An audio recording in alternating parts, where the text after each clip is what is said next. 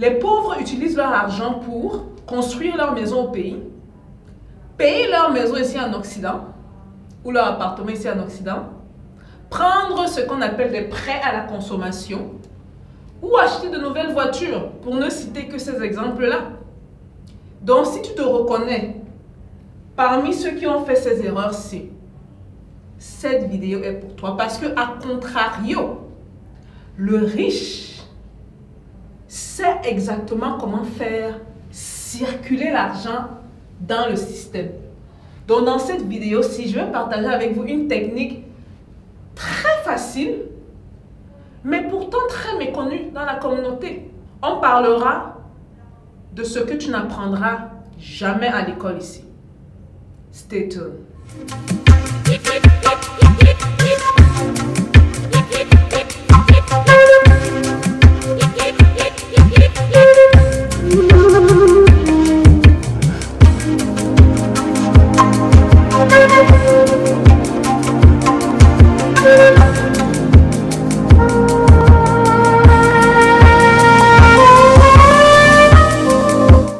Bonjour et bienvenue dans Parlons de business. Alors ici on parle de quoi?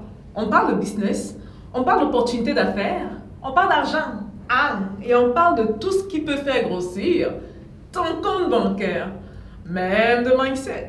Je sais que cette vidéo va faire pleurer beaucoup de gens, parce que comme il a parlé de pauvres, il a dit que je ne suis pas pauvre, je ne suis pas pauvre. Rappelez-vous, être pauvre, ce n'est pas combien vous faites. Ce n'est pas que vous faites peut-être 10 000 € le mois, vous faites 20 000 $ le mois, ça ne veut rien dire. Et vous serez même surpris, les personnes les plus pauvres que j'ai vues, c'est ceux qui se faisaient un minimum de 5 000 €, 5 000 $ le mois. Bref, dans cette vidéo, on va parler d'une technique assez basique. Et après la vidéo, s'il vous plaît, si vous avez des amis riches, n'allez pas vers eux et leur dites, vous voyez, actif, passif. Là, il va vraiment concrétiser que vous êtes pauvre, parce que ça, c'est basique pour eux. Donc, si vous ne connaissez pas ça, accrochez-vous, on va aller en board, ok? Donc, ce dont on va parler aujourd'hui, c'est de 4 concepts assez faciles. Je pense que revenus et dépenses, c'est évident. Ça, ce sont 2 concepts, parfois, quand les gens voient, ils ont peur. On va vraiment simplifier ça, c'est très simple. C'est bien plus simple que ce que la plupart des gens pensent, ok? Donc, première des choses, on a les revenus. Gardez en tête que tout ce dont on va parler ici, c'est cette affaire-ci fait que l'argent rentre dans ma poche. Cette affaire-ci fait que l'argent sorte de ma poche. Donc, ça rentre et ça sort. Ok? Enlève le mouvement là, pardon. On va retirer le mouvement là, pardon. Bref, donc ça rentre et ça sort. Ok? Donc, revenu, c'est de l'argent qui rentre dans mon compte. Ok? Donc, ça rentre dans mon portefeuille. Ça rentre dans mon net worth. Les dépenses sont assez évidentes. Pratiquement tout le monde a des dépenses, à moins que vous soyez peut-être un enfant de 11 ans qui regarde cette vidéo aussi. On a un loyer à payer, des assurances à payer, la nourriture, loisirs. Ok? Maintenant, actif et passif, souvent ce sont des termes qui font peur. N'ayez pas peur, c'est vraiment très simple à comprendre. Actif, l'argent rentre, passif, ça sort. Moi, je me rappelle quand je faisais mes études en finance, la manière dont je me suis rappelé ça, c'est juste en me disant, actif, c'est être actif. Aller chercher l'argent à gauche, aller chercher l'argent à droite. Donc, c'est ça actif, ça rentre dans le compte. Passif, amorphe, tu ne fous rien. Ok? Donc, ce que l'argent fait, c'est que ça sort du compte. Maintenant, en termes un peu plus pour mieux expliquer, parce que j'ai un peu trop simplifié, un actif, c'est une possession. Ok? Donc, c'est quelque chose que vous possédez. Et souvent, vous avez des actifs tangibles et intangibles. Il y a 2 autres types d'actifs, mais on va garder ça seul. Donc, tangible, je peux écrire les trucs. On va parler des affaires comme l'immobilier, un business de produits. Intangible, on est dans le business de services. Milieu intangible, on est dans la bourse. Ok? On est dans le e-commerce. Et moi, je vais rajouter investissement, parce que ces 4 sont très connus parmi ceux qui se font énormément d'argent. Ils savent que ce sont les 4 piliers d'enrichissement. Je vais ajouter investissement, parce que c'est ça qui a fait une grosse différence dans ma vie. Investissement, j'ai déjà parlé des sites de prêt, pour ceux qui se rappellent. Ok, vous pouvez également investir dans les entrepreneurs, ceux qui ont des projets porteurs. Vous savez que bon, c'est l'argent que vous faites de manière passive. C'est superbe. L'argent travaille pour vous. Le dernier qu'on va rajouter, on va mettre agro-business. Ok?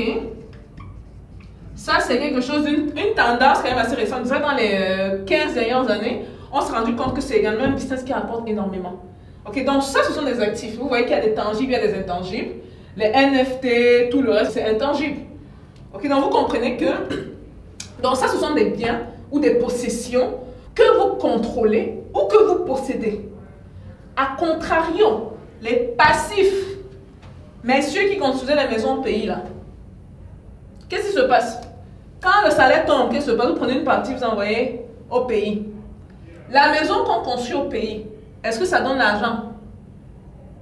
Ça donne quoi? Rien. On ne dit même plus rien. Rien. Le rien, on va faire R-I-E-N. Rien. C'est très mauvais. Trop mauvais. Je vais vous montrer comment les riches font pour, s'ils veulent faire ça pour construire leur maison. C'est très simple. Hein? C'est vraiment très basique. Autre passif. Bon, je sais que beaucoup se vantent. On se donne à la communauté, qu'on se dise la vérité. Moi, j'ai des connaissances ici qu'ils ont payé la maison, ils ont payé l'appartement, on a fait la fête. Oh, on a la maison, on est arrivé. Ouais. Les gars, si votre maison ne vous rapporte pas de l'argent et qu'à la fin du mois, chaque mois, vous prenez l'argent, vous mettez dans l'hypothèque, c'est trop mauvais. Et je vois déjà les arguments de certains ici parce que je me rappelle quand j'étais en école de business et tout, on avait des arguments du genre, est-ce qu'il faut payer la maison, est-ce qu'il ne faut pas payer la maison? Tout ce que moi j'ai compris, et les gens bavasaient là, je leur ai dit que moi, mon argent entre ici là, ça ne me donne même pas un sou. Alors que l'hypothèque là, que je mets dans la maison, ça aurait pu venir tomber quelque part ici là, et faire des bébés quelque part ici là. Ok, donc ça c'est très mauvais. Vous achetez l'appartement, vous achetez la maison, pas de revenus, très mauvais. Prêt à la consommation, c'est la pire des choses. Pire des choses. Bien sûr, il y a le bon passif, on va pas entrer dans ça, la dette et ses affaires. Mais ça, c'est pire des choses. Acheter une nouvelle voiture. Bon, tout le monde connaît ça. Donc, on va entrer dans le cycle. On va commencer avec nos amis pauvres qui ne réalisent pas qu'ils sont pauvres, mais qui vont réaliser qu'ils sont pauvres aujourd'hui. Donc, quand le salaire tombe, n'oubliez pas que pour la plupart d'entre vous, voici votre seule source de revenus et c'est mauvais. Vous allez comprendre pourquoi après. La minute où on vous enlève ça, vous devenez plus que pauvre. Votre vie s'arrête. C'est pour ça que beaucoup sont stuck dans des boulots qu'ils n'aiment pas. Ils ne veulent pas aller autre part parce qu'ils se rendent compte que si je quitte mon boulot, où sera ma source de revenus? Il y a la famille à nourrir. Il y a le loyer à payer, bref, anyway. Donc, le pauvre, le rouge, le salaire tombe. Pangalang, ça c'est quand le salaire tombe. Pangalang, quand le salaire du pauvre tombe, ça va directement dans les dépenses. Double pangalang, pangalang. C'est mauvais quand je fais ça. Ça va dans les dépenses. Donc, je me fais 3 000 € le mois, je me fais 4 000 $ le mois. Oh, le loyer est 1 500. Oh, la nourriture, 1 000 $. Oh, les assurances, la voiture, les enfants, l'assurance vie, je ne sais pas, 500 $ ou 100 €. Loisirs, vous avez compris. Et la pire des choses, c'est qu'après, une fois qu'une bonne partie de l'argent est dans les dépenses, ça tombe encore dans les passifs. La bonne est dans le triple. Pangalang, pangalang, pangalang. C'est mauvais. Ça, c'est la chose à ne pas faire. Ok, les gars. Je peux parler en souriant, mais ça, c'est le cycle des pauvres. Et je ne veux pas que vous soyez dans ce cycle-là. Si vous êtes sur cette chaîne-ci, c'est pour briser ce cycle-là. Okay? Maintenant, on va aller du côté des riches. On prend notre ami ici. Hein? Parce que j'aime bien cette couleur. Le feu vert dit go, allez. Donc, quand le salaire tombe, vous voyez qu'on peut avoir certains qui commencent à s'enrichir. Parce que ça, c'est vraiment le cycle. Certains salariés qui commencent à bâtir leur empire financier. Et moi, j'étais une de ces personnes-là en passant. Okay? Donc, le salaire tombe. La première des choses à laquelle le riche pense, et n'oubliez pas que riche, c'est un état d'esprit. Ça commence ici avant que ça ne se reflète dans votre compte bancaire. Première des choses, ça va dans les actifs. Le genre de pangalangsi, je ne sais pas comment on dit. Dites dans les commentaires, comment on dit pangalangsi. Quand c'est positif comme ça, on dit quoi? Bref, mettez dans les commentaires, Donc, une partie du salaire tombe dans les actifs. Je prends mon argent, boum, je mets dans le business. Je prends mon argent, boum, je mets dans Amazon. Je mets dans la bourse. investissement, agro-business, immobilier, achat de terrain et tout. Ok, donc je prends une part de cet argent-là et je mets dans... Ça m'a fait même penser, si vous voulez que je fasse une vidéo sur mes sources de revenus, dites-moi, hein. Ça ne me dérange pas de le faire. Donc, ça vient au deuxième point, ici. J'espère que vous voyez, hein. Ok, vous devez voir. Et une fois que une portion de cet argent qui vient ici, là, commence à produire des bébés. Donc, maintenant, je peux prendre les bébés de ça. Et quand je parle de bébés, je parle des fruits, des profits générés par ces activités-là. Et ça vient maintenant couvrir mes passifs. Là, on tombe dans le triple pangalang, pangalang, pangalang, pangalang, pangalang. C'est le même argent, les gars. C'est le même argent. Deux manières de gérer. Même argent. On part du point 1. Vous voyez, point 1. Deux manières de gérer l'argent. Et ce qui est phénoménal encore avec ça, c'est que quand ces bébés-ci font des bébés, vous pouvez réinvestir cet argent. Parce qu'une fois que ça fait des bébés, ça devient un revenu. Ça devient une source de revenus, automatiquement. Si donc vous avez 1, 2, 3, 4, 5, 6, j'ai 6 sources de revenus ici, là. Tout ça, ça revient ici en haut. C'est formidable. Tout ça. Achat de terrain, les différents business, la bourse, Amazon, investissement, agro, tout ça remonte. Et donc, ça décuple le nombre de revenus disponibles. Et vu que le cycle est très clair, ça décuple le nombre de revenus et tout ça est réinvesti dans les actifs. Ça fait plus d'enfants.